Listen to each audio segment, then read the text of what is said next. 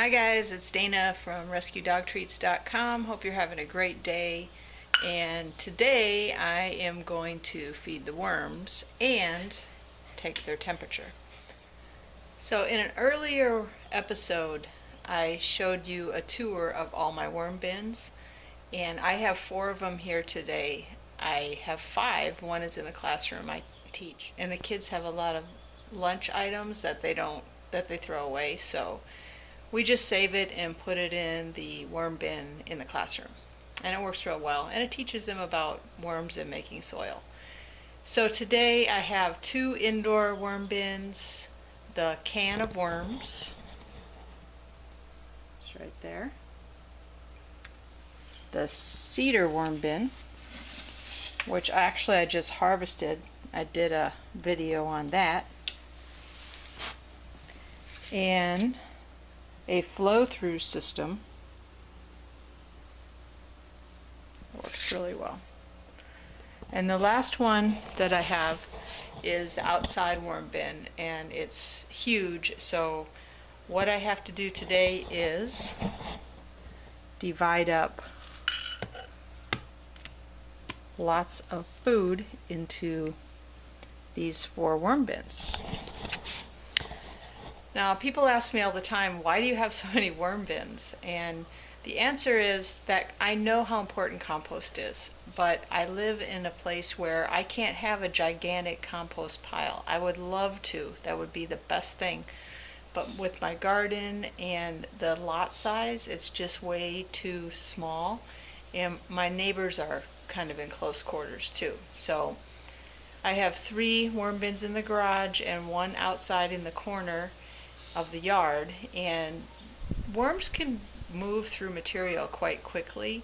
I also have a tumbler, but I haven't really figured out the correct ratio of moisture to brown to green yet. I'm still kind of working on it. It's about a year old, but it just doesn't seem to move through the material as fast as the worms. You get like a pound of worms and they can just munch through so much stuff so quickly. So I get really good compost in a shorter amount of time. So that's why I love my worms. So the first thing I want to do is divide up which bin is going to get what. I keep this stuff in the refrigerator. So I've got 6 small baggies of just kitchen scraps and some melon rinds and some lettuce ends. So I have to kind of decide what is going to go in each one. But first, with the can of worms, I'm going to see if there's any worm tea in here, because this, if you get a can of worm system, one of the things that I notice with this system is the moisture stays in a lot more than, let's say, the cedar system. The cedar system breathes, so does this flow-through system. It's got a mesh on the top. So this one just is more difficult to control the moisture. So I just want to see if there's any worm tea.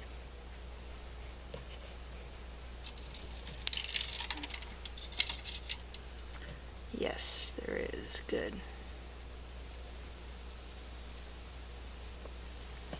And not too much. That's awesome. So I will add that. I usually mix it up and put it in with the houseplants. Alright, so let's take a look at the can of worms. One of the things that I did do with this is I had a project. I was making a mason bee house, and I had a lot of sawdust left over. So I put the sawdust in there for some moisture control. So let's take a look. Dryer lint. Oh yeah, these guys are hungry. The food that I put in there last week is completely gone. That is awesome. So they could use some good food. Alright, so definitely going to take one of these melon rinds.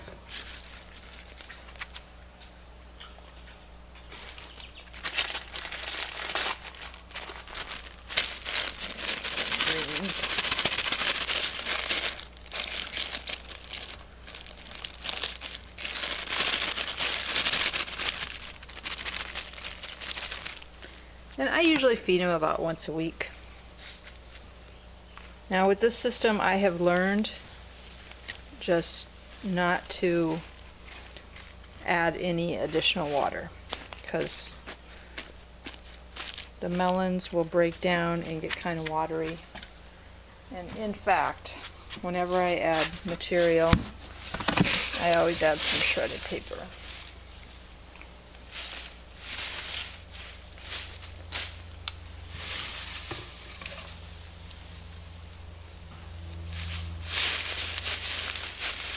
Tuck it up in there.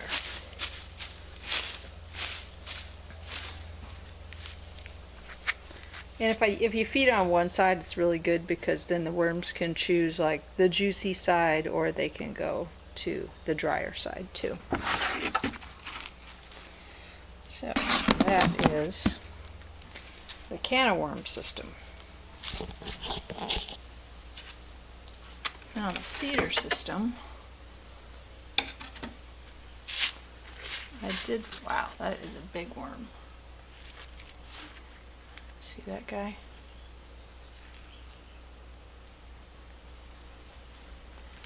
Last time I fed them on this side, and there's just crazy amount of worms in there.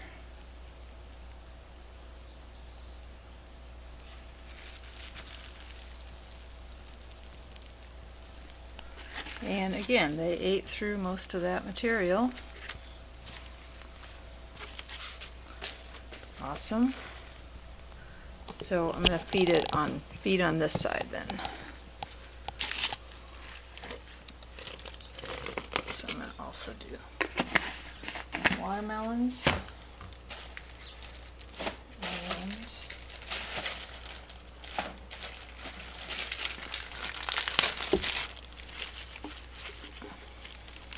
And this has some charred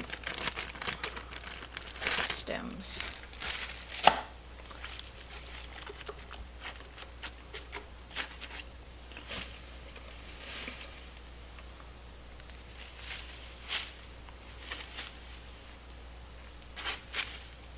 This one I periodically do add some water to because it can get dry, and we have had 100, well not 100, but 90, low 90s degree heat. So this one actually can use water pretty regularly, especially in the summer.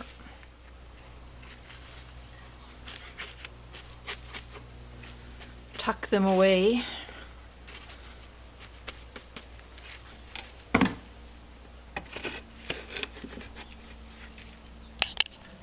Okay, so this one is called the Worm In, and it's a flow-through system. I have not harvested it yet. It's about 6 months old. And all you do is keep putting material in the top. And this has got like a breathable bag and a mesh top to help keep the bugs out, even though there are tons of bugs in here. That's okay, the bugs help. Alright. Let's see what's going on in here. Oh yeah. These guys are going nuts. That's awesome. Okay. So what I'd like to do with this system is literally just layer it. Just not try to really, like this will just stay, this paper, this was the last paper. So I'm going to put their food on top of it and then put another layer of paper, kind of just lasagna in it all the way up.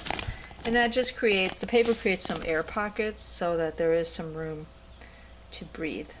and some places to go. So it's not all just total green material. Now this system can take a little bit more liquid also. So there's some melon and a cantaloupe liquid.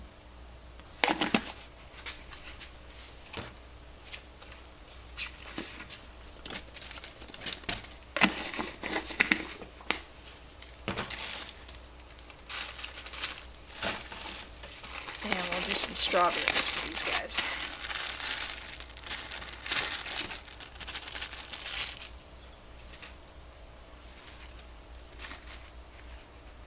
And literally just put that on top.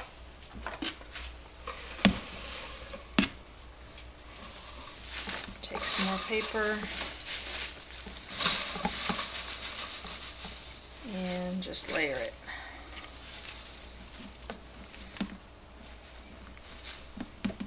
So far, this worm in is actually the most maintenance free, because you just keep adding material and keep adding material.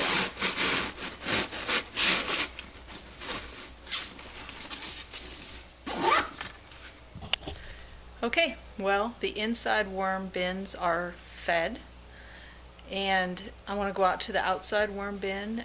This one is new. It's the most recent one that I set up, and I'm kind of curious, since we've had such hot temperatures, what the temperature inside the bin is going to be. That's why I got the compost thermometer, and that's why I want to take the worm's temperature.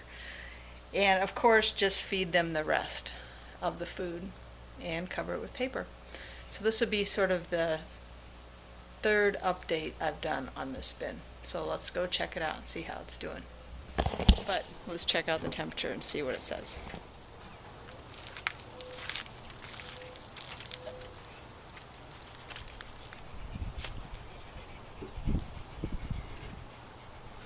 Open it up. So this worm bin has two parts.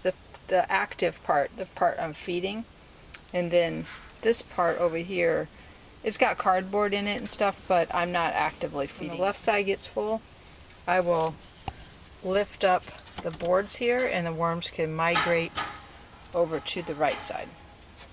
And then I'll start feeding on the right side. So basically, I'm just going to take the cardboard off and stick the thermometer in there. See what the temperature is.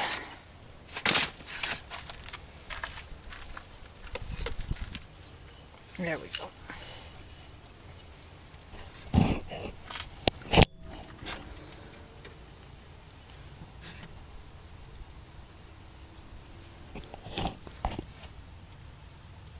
So the temperature is about 80 degrees. And worms do best between 40 and 80 degrees Fahrenheit. So I think this will work. Okay, I just wanted to put it kind of on its side and lay the material on top of it just to see if the outside temperature is affecting the thermometer or not. And it's holding steady at 80, so I think we're okay.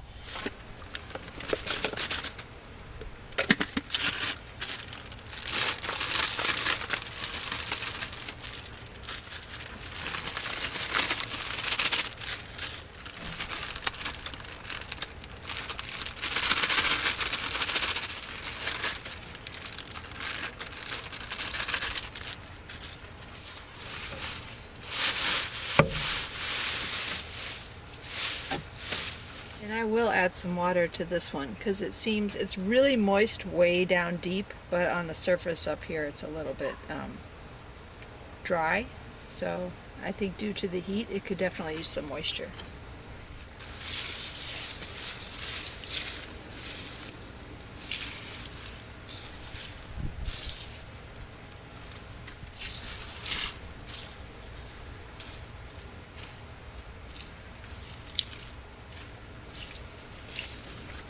cover it up.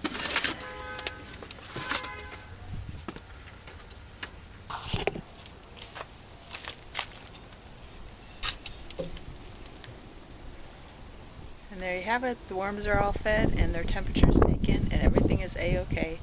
I'll catch you next time. Take care. Have a great day. Bye.